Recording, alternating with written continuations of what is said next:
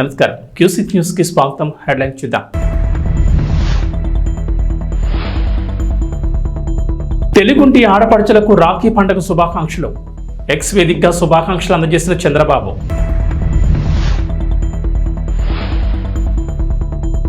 రుణమాఫీ కాకపోవడానికి 31 సాంకేతిక సమస్యలు. ప్రభుత్వానికి నివేదించిన వ్యవసాయ శాఖ, పరిష్కార మార్గాలు చూపిన అధికారులు.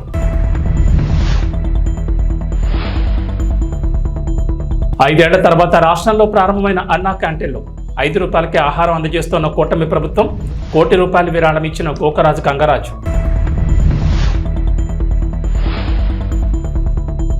తెలంగాణలో మరో 3 రోజుల పాటు వర్షాలు. జిల్లాలో నేడు పలుచోట్ల భారీ వర్షాలు. దేశవ్యాప్తంగా రక్షాబంధన్ సందడి నెలకొంది. రక్తం పంచుకుపుట్టిన సోదరులు సోదర భావాన్ని పంచుకుంటున్న వారికి రాఖీలు కట్టేందుకు అక్కా చెల్లెమ్మలు సిద్ధమయ్యారు. ఇక సోషల్ మీడియా వేదికగా రక్షాబంధన్ శుభాకాంక్షల వెల్లువ కొనసాగుతోంది. ఏపీ ముఖ్యమంత్రి నారా చంద్రబాబు నాయుడు కూడా రాఖీ శుభాకాంక్షలు తెలిపారు. ప్రియమైన తెలుగింటి ఆడపడుచులకు అనునిత్యం ఆశీస్సులు కురిపించే అక్కా చెల్లెలకు రాఖీ పండుగ శుభాకాంక్షలని ఆయన పేర్కొన్నారు. ఈ మేరకు ఎక్స్ వేదికగా ఆయన స్పందించారు. ప్రియమైన తెలుగింటి ఆడపడుచులకు అనునిత్యం ఆశీస్సులు కురిపించే అక్కా చెల్లెమ్మలకు రాఖీ పండుగ శుభాకాంక్షలు. తెలుగుదేశం పార్టీ ఆది నుంచి ఆడపడుచుల పక్షపాతి. మహిళలకు ఆస్తిలో సమాన హక్కులు కల్పించడమే కాకుండా ప్రభుత్వ పరంగా ఇచ్చే పథకాలను, ఆస్తులను మహిళల పేరుపైనే ఇచ్చే సంస్కరణ తెచ్చింది కూడా తెలుగుదేశమే. మహిళా సాధికారత కోసం డ్వాక్రా సంఘాలు, బాలికా విద్యకు ప్రోత్సాహం, స్థానిక సంస్థల్లో మహిళలకు రిజర్వేషన్ల వంటి విప్లవాత్మక నిర్ణయాలతో మహిళా సంక్షేమం కోసం కృషి చేశాం. ఆడబిడ్డల ఆత్మగౌరవం, భద్రత, అభివృద్ధికి మా ప్రభుత్వం కట్టుబడి ఉందని ప్రకటిస్తూ ఈ రక్షాబంధన సమయంలో మరోసారి శుభాకాంక్షలు తెలుపుతూ మీకు అన్ని వేళలా అన్ని విధాలా అండగా ఉంటారని హామీ ఇస్తున్నారని చంద్రబాబు పేర్కొన్నారు. 2 లక్షల రుణమాఫీ కాలేదా? నో టెన్షన్ అంటున్నారు మంత్రి తుమ్మల. తెలంగాణలో రాజకీయాలు ప్రస్తుతం రైతు రుణమాఫీ చుట్టూనే తిరుగుతున్నాయి. అర్హులందరికీ రుణమాఫీ చేశామని కాంగ్రెస్ చెబుతుంటే రైతు రుణమాఫీ డొల్లా అని ప్రతిపక్షాలు విమర్శిస్తున్నాయి. ఈ నేపథ్యంలో వ్యవసాయ శాఖ మంత్రి తుమ్మల నాగేశ్వరరావు ప్రతిపక్షాలకు స్ట్రాంగ్ కౌంటర్ ఇచ్చారు. గత 4 రోజుల నుంచి రాష్ట్రంలో ప్రతిపక్ష నేతలు అనేక విన్యాసాలు చేస్తూ సోషల్ మీడియా సాక్షిగా రైతాంగాన్ని తమ అసత్య ప్రచారాలతో ఆందోళనకు గురిచేస్తున్నారని ఫైర్ అయ్యారు. కాంగ్రెస్ ప్రభుత్వం మాట కట్టుబడి అమలు చేస్తున్న పథకాలతో ప్రజల్లో పార్టీ పట్ల పెరుగుతున్న నమ్మకం చూసి తమ రాజకీయ మనుగడ కాపాడుకునేందుకు పడుతున్న పాటలు చూసి జాలేస్తుందన్నారు. ఒకరేమో లక్ష మాఫీ చేయడానికి అపసోపాల్పడి చివరికి సగం మంది కూడా చేయలేక రైతుల నమ్మకం కోల్పోయిన వారని, ఇంకొకరు తాము అధికారంలో ఉన్న ఏ ఇతర రాష్ట్రాల్లోనూ ఇప్పటిదాకా రుణమాఫీ పథకం ఆలోచన చేయని వారని బీఆర్ఎస్, బీజేపీలను ఉద్దేశించి ఎద్దేవా చేశారు. వీళ్ళిద్దరూ కలిసి కాంగ్రెస్ ప్రభుత్వం అధికారంలోకి వచ్చిన మొదటి పంటలోపే 2 లక్షల వరకు రుణమాఫీ చేసి ఇంకా ప్రక్రియ కొనసాగుతుండగానే ఎటూ పాలుపోక కాంగ్రెస్ ప్రభుత్వంపై విషం చిమ్ముతున్నారని మండిపడ్డారు. హైదరాబాద్ మహానగరం అభివృద్ధిలో ఔటర్ రింగ్ రోడ్డుది కీలక పాత్ర. ఏ ప్రాంతమైన అభివృద్ధి చెందాలంటే రోడ్డు కనెక్టివిటీ ఉండి తీరాల్సింది. అలా ఔటర్ రింగ్ రోడ్ ద్వారా హైదరాబాద్ గణనీయమైన అభివృద్ధిని సాధించింది. ఇక ఈ అభివృద్ధి హైదరాబాద్ వరకే పరిమితం కాకుండా చుట్టుపక్కల జిల్లాలకు కూడా విస్తరించాలని రాష్ట్ర ప్రభుత్వం కీలక నిర్ణయం తీసుకున్న సంగతి తెలిసింది. అందులో భాగంగా హైదరాబాద్ చుట్టూ ప్రస్తుతం ఉన్న ఔటర్ రింగ్ రోడ్డుకు సుమారు 40 కిలోమీటర్ల దూరం నుంచి రీజనల్ రింగ్ రోడ్ ప్రాజెక్టు ప్రతిపాదించారు. సగం తెలంగాణను అభివృద్ధి చేసేందుకు సూపర్ గేమ్ చేంజర్గా ఈ ప్రాజెక్టును పట్టాలెక్కిస్తున్నారు. అయితే ఈ ప్రాజెక్టు నిర్మాణంపై కేంద్రం కీలక నిర్ణయం తీసుకుంది. రీజనల్ రింగ్ రోడ్డుకు ప్రాధాన్యతనిస్తూ కేంద్ర జాతీయ రహదారుల మంత్రిత్వ శాఖ కార్యాచరణ 2047లో RRRను తాజాగా చేర్చారు. వికసిత్ భారత్లో భాగంగా విస్తరించాల్సిన రహదారుల ప్రణాళికను కేంద్రం ఇటీవల రూపొందించిన సంగతి తెలిసింది.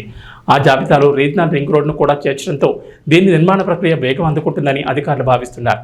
త్వరలోనే ఈ ప్రాజెక్టు పట్టాలెక్కుతుందని, చాలా వేగంగా పనులు కొనసాగుతాయని చెప్తున్నారు. తెలంగాణ ప్రభుత్వం 2 లక్షల రైతు రుణమాఫీ అమలు చేసిన సంగతి తెలిసిందే. 3 విడతల్లో మాఫీని అమలు చేశారు. తొలి విడతలో 1,00,000 వరకు, ఆ తర్వాత 1,00,000 నుంచి 1,50,000, మూడో విడతలో 1,50,000 నుంచి 2 లక్షల వరకు రుణాలు మాఫీ చేశారు. అయితే కొందరు రైతులకు అర్హతలున్న రైతు రుణమాఫీ కాలేదు. దీంతో ఆయా రైతులు రోడ్డుకి ఆందోళన నిర్వహిస్తున్నారు. ప్రభుత్వానికి వ్యతిరేకంగా నినాదాలు చేస్తున్నారు. ప్రతిపక్షాలు కూడా వారికి మద్దతుగా నిలుస్తున్నాయి. కాగా పలువురు రైతులకు రుణమాఫీ అర్హత ఉన్న టెక్నికల్ సమస్యల కారణంగా రుణమాఫీ వర్తించలేదని ప్రభుత్వం గుర్తించింది. ముఖ్యంగా పంట రుణాల మాఫీ పథకం అమల్లో 31 సాంకేతిక సమస్యలను తాజాగా తెలంగాణ వ్యవసాయ శాఖ గుర్తించింది. వాటికి కారణాలను తెలియజేస్తూ పరిష్కారాలను కూడా సూచిస్తూ ప్రభుత్వానికి ఒక నివేదిక పంపించింది. పరిష్కారాల్లో కొన్ని ప్రభుత్వ పరిధిలో, మరికొన్ని బ్యాంకుల పరిధిలో ఉన్నట్లు వ్యవసాయ శాఖ వెల్లడించింది. రుణమాఫీ కాని అన్నదాతలకు 31 టెక్నికల్ కారణాల జాబితాను అందించి అందులో వారికి సంబంధించిన సమస్యను, దానికి పరిష్కారాన్ని తెలియజేయాలని ప్రభుత్వాన్ని కోరింది. రాష్ట్రంలో కూటమి అధికారంలోకి రావడంతో 2019కి ముందు అమలైన పథకాలను ప్రభుత్వం మళ్లీ ప్రారంభిస్తోంది. ఆగస్టు 15న స్వాతంత్ర దినోత్సవం సందర్భంగా పేదలకు 5 రూపాయలకి ఆహారం అందించి అన్నా క్యాంటీన్లను పునఃప్రారంభించారు. కృష్ణా జిల్లా గుడివాడలో ముఖ్యమంత్రి చంద్రబాబు నాయుడు ప్రారంభించగా మర్నాడు రాష్ట్ర వ్యాప్తంగా వివిధ ప్రాంతాల్లో మంత్రులు, ఎమ్మెల్యేలు ప్రారంభించిన విషయం తెలిసిందే. కాగా అన్న క్యాంటీన్ ట్రస్టుకు విరాళాలు అందజేయాలన్న చంద్రబాబు పిలుపునకు విశేష స్పందన వస్తోంది. పలువురు ముందుకొచ్చి పెద్ద మొత్తంలో విరాళాలు అందజేస్తున్నారు. తాజాగా అన్న క్యాంటీన్ నిర్వహణకు మాజీ MP Laila group chairman doctor Gokaraju Gangaraju ₹1 విరాళాలు అందజేశారు. ఈ విషయాన్ని టీడీపీ జాతీయ కార్యదర్శి విద్యాశాఖ మంత్రి లోకేష్ ఎక్స్లో వెల్లడించారు. ఆయన ఉదారమైన సహకారానికి లోకేష్ ధన్యవాదాలు తెలిపారు. ముఖ్యమంత్రి చంద్రబాబు నాయుడు నాయకత్వంలో మెరుగైన ఆంధ్రప్రదేశ్ ఏర్పాటుకు అందరూ భాగస్వాములవుతున్నారు. అన్నా క్యాంటీన్ నిర్వహణకు మాజీ ఎంపీ గంగరాజు ₹1 విరాళం ఇచ్చారు. ఆయన సహకారాన్ని అభినందిస్తున్నామని లోకేష్ తెలిపారు. ఆంధ్రప్రదేశ్ ముఖ్యమంత్రి నారా చంద్రబాబు నాయుడు సోమవారం తిరుపతి జిల్లాలో పర్యటించనున్నారు. తిరుపతి జిల్లా సచివేడ్ నియోజకవర్గంలోని శ్రీ సిటీలో సీఎం చంద్రబాబు వివిధ ప్రాజెక్టులకు శంకుస్థాపనలు ప్రారంభోత్సవాలు చేయనున్నారు. ఉండవల్లిలోని తన నివాసం నుంచి ఉదయం 10 గంటలకు బయలుదేరనున్న సీఎం 11:30 తిరుపతి ఎయిర్పోర్టుకు చేరుకోనున్నారు. అక్కడి నుంచి హెలికాప్టర్ ద్వారా శ్రీ సిటీకి వెళ్తారు. శ్రీ సిటీలో ఏర్పాటు చేసిన 15 సంస్థల కార్యకలాపాలను చంద్రబాబు సోమవారం ప్రారంభిస్తారు. అలాగే మరో 7 సంస్థలకు శంకుస్థాపన చేయనున్నారు. 900 కోట్ల పెట్టుబడులతో ఏర్పాటయ్యే ఈ సంస్థల ద్వారా 2740 మంది యువతకు ఉద్యోగ ఉపాధి అవకాశాలు దక్కనున్నాయి. అలాగే మరో 1213 కోట్ల పెట్టుబడులకు సంబంధించి 4 కంపెనీలతో ఏపీ ప్రభుత్వం ఒప్పందం కుదుర్చుకోనుంది. ప్రారంభోత్సవాలు శంకుస్థాపన తర్వాత శ్రీ సిటీ బిజినెస్ సెంటర్లో పలు కంపెనీల సీఈఓలతో చంద్రబాబు సమావేశమవుతారు. శ్రీ సిటీ పర్యటన తర్వాత నెల్లూరు జిల్లాకు వెళ్లనున్న చంద్రబాబు సోమశిల సాగునీటి ప్రాజెక్టును సందర్శిస్తారు. తిరిగి సాయంత్రానికి ఉండవల్లికి చేరుకుంటారని ముఖ్యమంత్రి కార్యాలయ వర్గాలు వెల్లడించాయి. శ్రీ సిటీలో సీఎం చంద్రబాబు నాయుడు చేతుల మీదుగా దక్షిణ కొరియా, ఇజ్రాయెల్, జపాన్, జర్మనీకి చెందిన సంస్థలతో పాటుగా దేశీయ సంస్థలు కూడా కార్యకలాపాలు ప్రారంభించనున్నాయి. మంత్రాలయంలోని శ్రీ గురు రాఘవేంద్ర స్వామివారి 353వ ఆరాధన మహోత్సవాల సందర్భంగా టీటీడీ తరపున ఈవో శ్యామలరావు దంపతులు ఆదివారం సాయంత్రం శేషవస్త్రం సమర్పించారు. ముందుగా మంత్రాలయం ఆలయం వద్దకు చేరుకున్న ఈవో దంపతులకు శ్రీ రాఘవేంద్ర స్వామి మఠం మేనేజర్లు ఎస్కే శ్రీనివాసరావు, వెంకటేష్ జోషి, మాధవ్ శెట్టి, శ్రీపదాచార్యులు, అర్చకులు సాంప్రదాయబద్ధంగా స్వాగతం పలికారు. అనంతరం శేషవస్త్రాన్ని ఊరేగింపుగా తీసుకుని వెళ్లి ఆలయంలో పీఠాధిపతి శ్రీ సుబుధేంద్ర తీర్థ స్వామివారికి అందించి శ్రీ రాఘవేంద్ర స్వామివారి దర్శనం చేసుకున్నారు. అనంతరం ఆలయ అధికారులు వారికి తీర్థ ప్రసాదాలు అందించారు. పీఠాధిపతి శ్రీ సుబుధేంద్ర తీర్థ స్వామి వారు ఈవో దంపతులకు శేషవస్త్రం, శ్రీ రాఘవేంద్ర స్వామి మెమంటో, ఫల మంత్రాక్షతలు ఇచ్చి ఆశీర్వదించారు.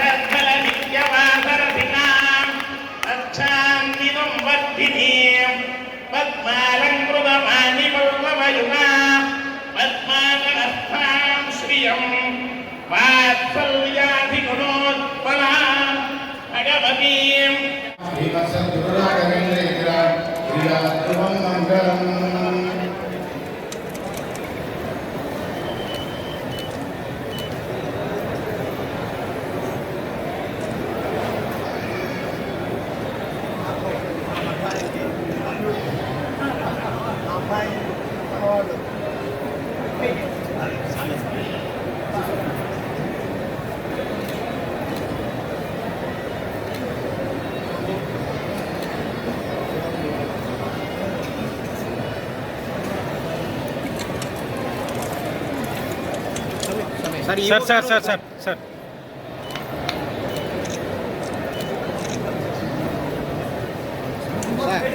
स्वामी जी बुद्धि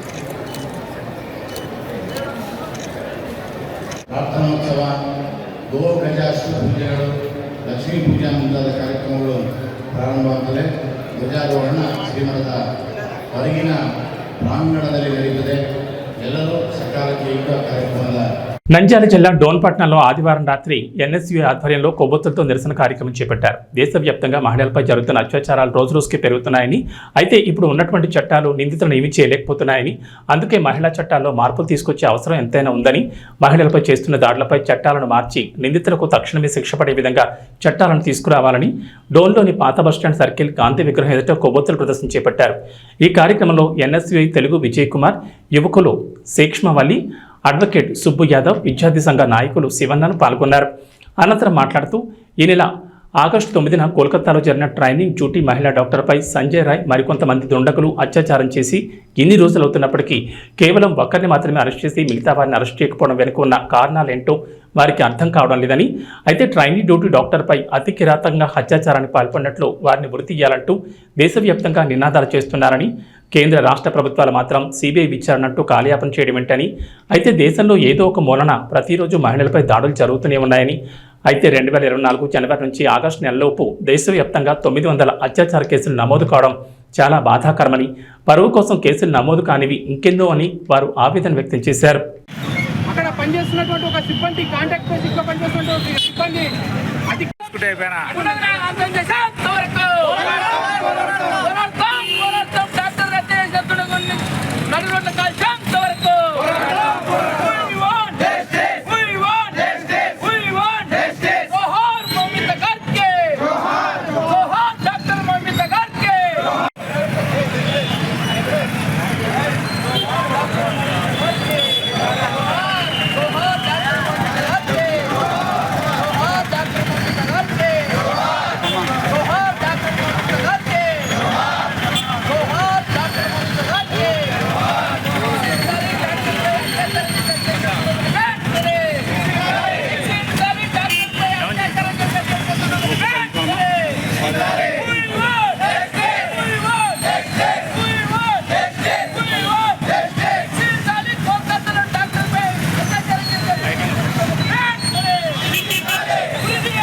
హైదరాబాద్ సుల్తాన్ బజార్ నూతనంగా ఏర్పాటు చేసిన the young men's improvement society భవనాన్ని స్థానిక ఎమ్మెల్యే రాజాసింగ్తో కలిసి కేంద్ర హోంశాఖ సహాయ మంత్రి బండి సంజయ్ ప్రారంభించారు. 150 ఏళ్ల క్రితం ప్రారంభించిన సంస్థ అనేక మంది మహనీయుల మార్గదర్శకంలో కొనసాగడం అభినందనీయమని బండి సంజయ్ అన్నారు. శ్యామ్జీ నేతృత్వంలో ఈ భవనాన్ని ప్రారంభించడం సంతోషంగా ఉందన్నారు. లక్ష్యం లేకుండా ఏ సంస్థ ముందుకు సాగదని, కానీ ఈ సంస్థకు లక్ష్యం ఉందని వెల్లడించారు. క్లినిక్, లైబ్రరీ, సమావేశ మందిరం, శిక్షణ, సేవా కార్యక్రమాల కోసం ఈ కేంద్రం ఉపయోగపడుతుందని తెలిపారు. గొప్ప వ్యక్తుల చరిత్రను గెలుచుకోవాల్సిన అవసరం ఉందన్నారు. ప్రపంచంలో అనేక దేశాలు భారతదేశంపై కుట్రలు చేస్తున్నాయని, దీన్ని ప్రధాని మోడీ సమర్థవంతంగా ఎదుర్కొంటున్నారన్నారు. బంగ్లాదేశ్లో భారతీయులపై దాడులపై మాట్లాడుతున్న వారు మొదట భవిష్యత్తులో భారత్లో ఇలాంటి ఘటనలు ఏర్పడితే ఎలా ఎదుర్కోవాలో ఆలోచించాలని కోరారు. హిందూ ధర్మం పరిరక్షణ కోసం ముందుకు రావాలని, గోహత్యలు, లవ్ జిహాద్ నియంత్రించడం కోసం ఇలాంటి కేంద్రాల్లో సమావేశాలు నిర్వహించాలని బండి సంజయ్ కోరారు.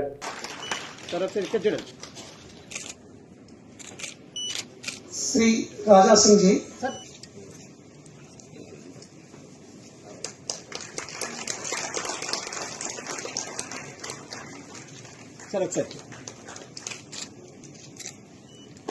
శ్రీ ప్రసన్న కుమార్ జీ, అదేవిధంగా శ్రీ సంత్ సమర్థ సామాజిక సంస్థ ద్వారా కూడా వచ్చిన ప్రతినిధులు ఉన్నారు. వాళ్ళందరూ కూడా సన్మానం చేస్తా ఉన్నారు. ప్రారంభించినటువంటి ఈ సంస్థ అనేక మంది మహానుభావుల యొక్క మార్గదర్శనంలో ఇప్పటి వరకు కూడా ఇంకా కొనసాగుతుండడం,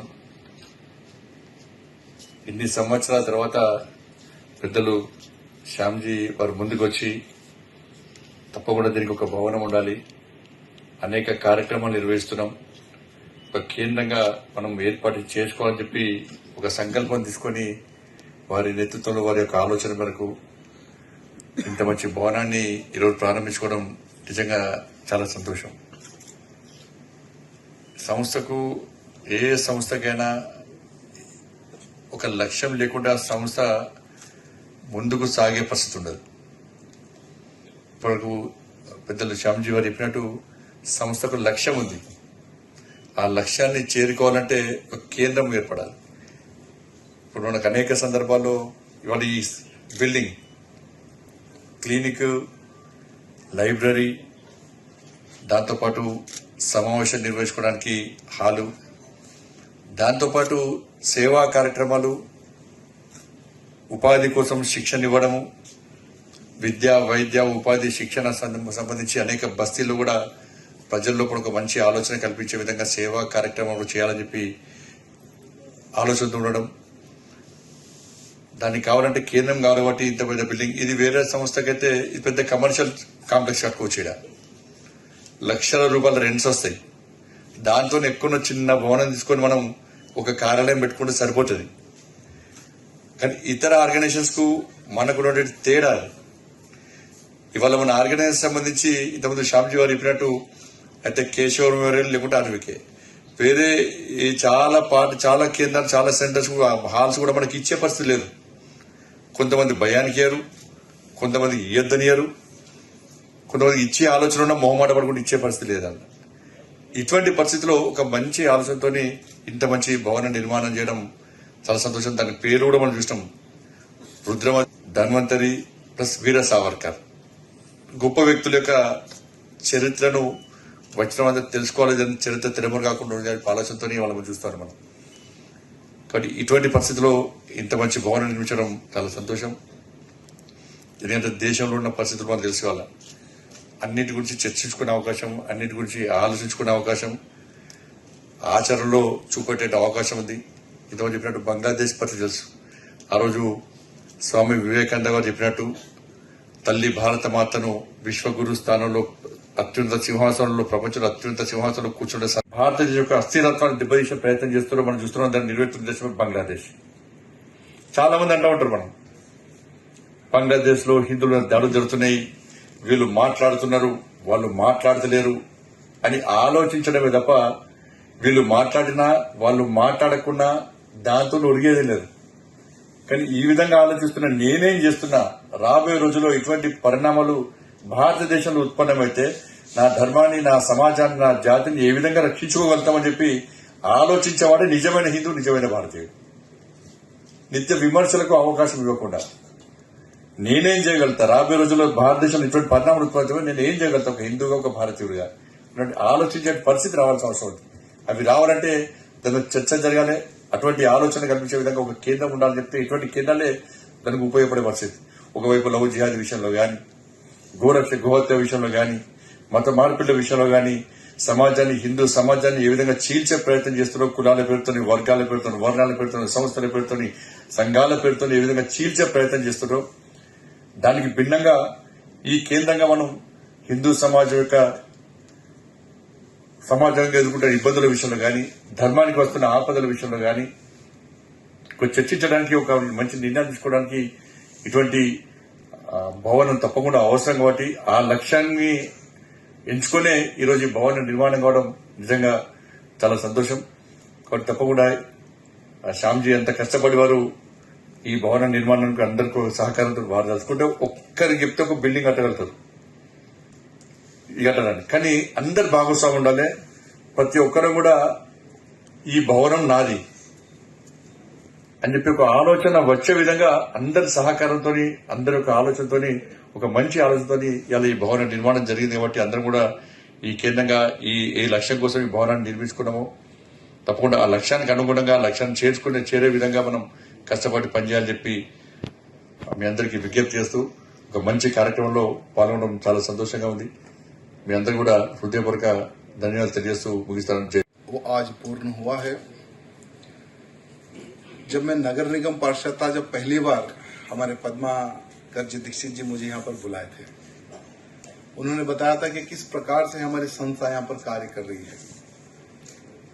तो पहली बार जब मैंने देखा तभी उन्होंने बताया था कि इसको एक बहुत बड़ा एक भवन का एक रूप देने की योजना बन रही है और इसकी कमान श्यामजी भैया जी ने उठा ली है.